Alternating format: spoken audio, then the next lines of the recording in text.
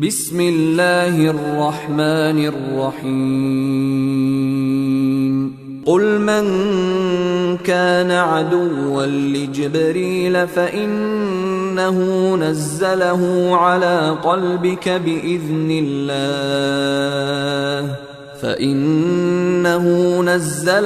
على قلبك بإذن الله مصدقا لما بين يديه وهدى وبشرى للمؤمنين من كان عدوا لله وملائكته ورسله وجبريل وميكال فإن الله عدو للكافرين ولقد أنزلنا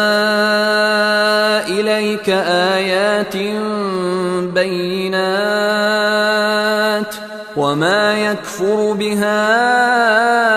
إلا الفاسقون